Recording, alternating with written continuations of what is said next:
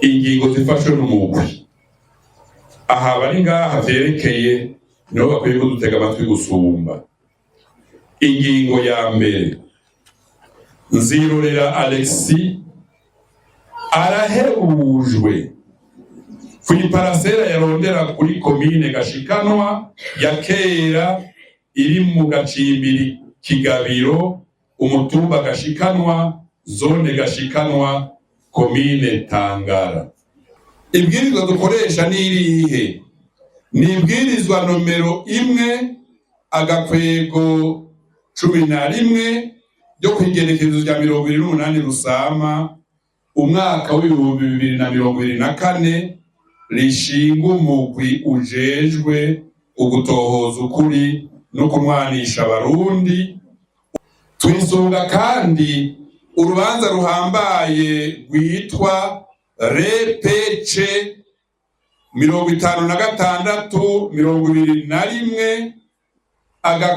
56/21/C rwaciwe na sentare ntahinyuzwa y'Uburundi kw'igenekerezo rya 28 Ndamukiza 2023, ruhanagura kandi rugasambura imanza zaciwe na sentare za gisirikare za Gitega na Bujumbura kubagandaguwe bagirizwa kuba bamenja n'ivyanyazwe mu mwaka w'igihumbi 1972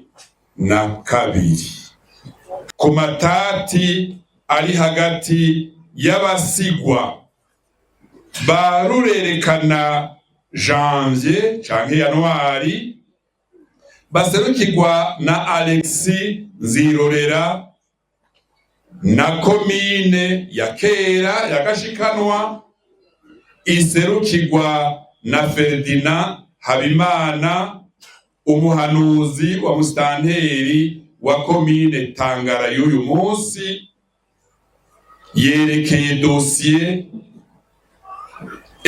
Sever agakwego Tebe agakwego But agakwego 3-4 agakwego 2025.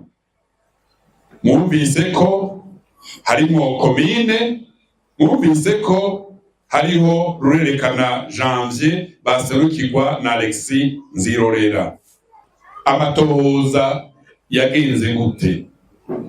Twakoze inama ya bose y'abakomiseri yashashe kw'igenekerezo rya 21/0/2026 iriga yongera irihweza iciyumviro c'intumwa z'umugwi n'ivyemezo vyose biherekeza iyo dosiye. Umugwi Sever wihweje kwayo matati hagati ya Nzirorera Alexis niyahoze ari komine Gashikanwa, ubu ikaba ari zone, washikirijwe igenekerezo rya 27 ukwezi kwa gatandatu 2025, afitaniye isano n'ibihe by'ubwicanyi bo mu mwaka w'igihumbi 1972 warayakiriye nk'uko ubifitiye ububasha. Umugwi Sever wabonye kandi ko Nzirorera Alexis afise ububasha bwo gukurikirana itongo rya se Rurerekana, kuko abavukanyi baramuhaye uburenganzira bwo kubaserukira. Ubwo burenganzira abazi ikinyamazuru babwita procuration. Mwikete Nzirorera Alexis yandikiye umugwi Sever asaba ko urubanza nomero 14 agakwego 2018 rwaciwe n'umugwi w'igihugu ujeje gutatura amatati y'amatongo n'ayandi matungo rushigwa mu ngiro. Intumwa z'umugwi Sever zatohoje ivyerekeye ayo matati zarumvirije impande zose zegwa n'ayo matati. Turetse ivyemezo abafitaniye amatati bashikirije, umugwi severe warishikiye mu gacimbiri k'Igabiro, umutumba Gashikanwa, muri zone Gashikanwa, komine Tangara, intara ya Butanyerera, ahari itongo kw'igerekerezo rya 13 ukwezi kwa Munyonyo 2025. Intumwa z'umugwi severe zarumvirije ivyabona Ndaruzaniye Pascali na Bunziya Eustache bizi akahise k'itongo. Twihweje rero ivyemezo abafitaniye amatati bashikirije umugwi severe, twihweje ivyavuye mu matohoza umugwi severe wegeranije, twihweje ivyo abafitongo babwiye umugwi severe mu misi barenguka imbere y'intumwa z'umugwi severe, tugira tubamenyeshe ibifatiweko n'umugwi kugira twubake ingingo twaje kubamenyesha, twaje kubashikiriza. Kubera ko Nzirorera Alexis yitoye umugwi severe kw'igerekerezo rya 27 ukwezi kwa gatandatu 2025, asaba ko umushikiriza itongo yatsindiye mu rubanza rwaciwe na wa mugwi CNTB ku rwego rw'intara Ingozi. Kubera ko Nzirorera Alexis avuga ko iryo tongo sekuru yari yarihawe n'abaganwa, kubera ko avuga ko komine yanyaze itongo rya se Rurerekana Yanwari igihe yari yahunze mu 1972. Kubera ko Nzirorera Alexis avuga ko se wiwe Rurerekana Yanwari aho ahungukiye mu mwaka w'1974 yagumye atotezwa arabura ingene yoburana gushika apfe mu mwaka w'1994. Kubera ko Nzirorera Alexis avuga ko zone Gashikanwa y'ico gihe bahana karimbi kuri iryo tongo, kubera ko mu mwaka w'1970 Rurerekana Yanwari yagurishije n'umupfasoni wa Gwemera Joseph yahoze ari musitanteri igice c'itongo ku rubibe rwose bahana na zone Gashikanwa y'ico gihe. Kubera ko uwaserukiye komine Gashikanwa ya kera Habimana Ferdinand, umuhanuzi wa musitanteri wa komine Tangara, ariwe yahawe uburenganzira bwo guserukira komine muri aya matati. Kubera ko Habimana Ferdinand avuga ko ku rwego rw'intara komine Gashikanwa itigeze iburana muri CNTB. Kubera ko Habimana Ferdinand avuga ko komine Gashikanwa atatongo yanyaze se wa Rurerekana Yanwari, kuko aho hantu hari mu matati komine yari yarahashize isoko kuva mu mwaka w'1958. Kubera ko Habimana Ferdinand abandanya avuga ko mu mwaka w'1983 Rurerekana Yanwari amaze imyaka 9 ahungutse, komine Gashikanwa yahatanze ibibanza ku bantu bagomba kwiteza imbere kugira kandi isoko yaguke. Kubera ko ico gihe Rurerekana Yanwari ataco yavuze.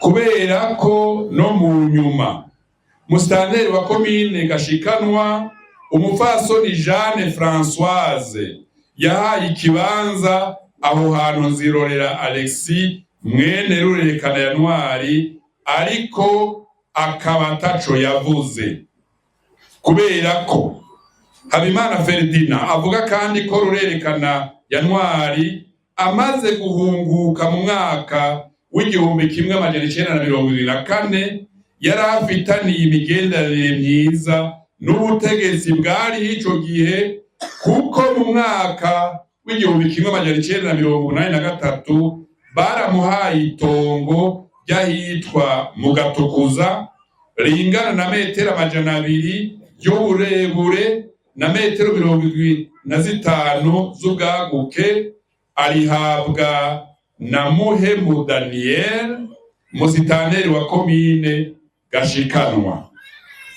Kubera ko ico gihe Rurerekana ya Ntwari atigeze avuga ko hari itongo komine yoba yaramunyaze, kubera ko intumwa za Severe zashize ku itongo ririmo amatati zikabwirwa n'ivyabona, arivyo Ndaruzaniye Pascal na Bunziya Eustache, ko abapolisi ba komine batoza amatagisi kuri iryo soko kuva mu mwaka w'1958, kubera ko urupapuro ndagatongo mu kinyamazuru bita acte de notoriété rwaho Rurerekana ya Ntwari yagurishije ku mupfasoni wa Rwemera Yosefu mu mwaka w'1970 hangana n'imetero 200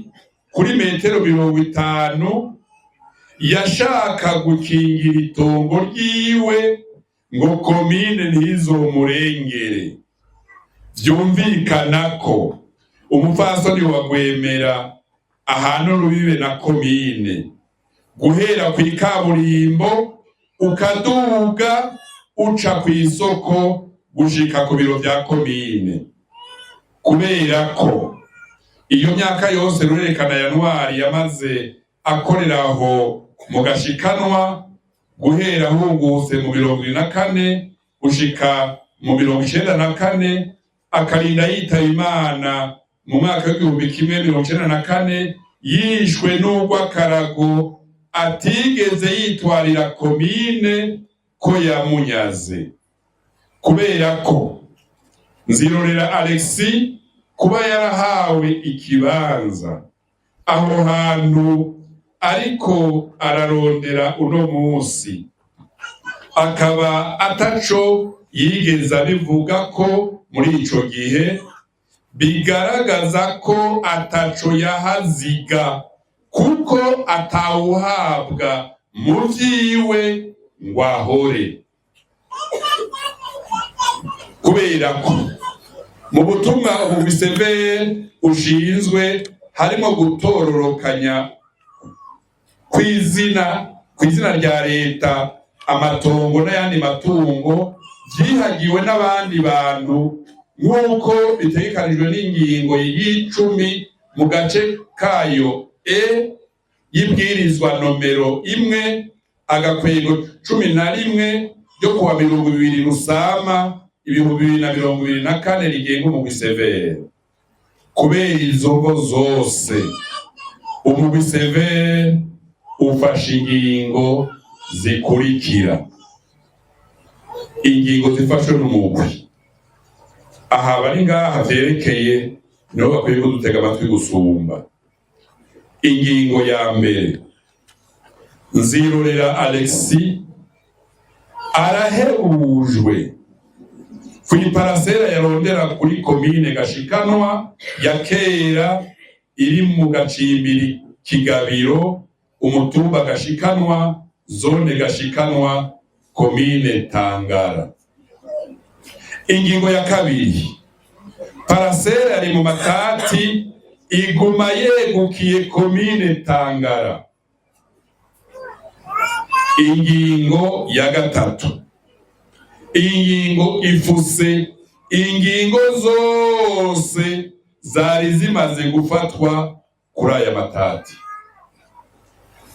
Ingingo ya kane, iyi ngingo ni ntabanduka, ishirwa mu ngiro igisohoka kandi ntiyungururizwa mu masentare hisuzwe ingingo ya 14 na 15 zibwirizwa nomero 1/11 ryo kuwa 28 Rusama 2024 rigenga umugwi severe.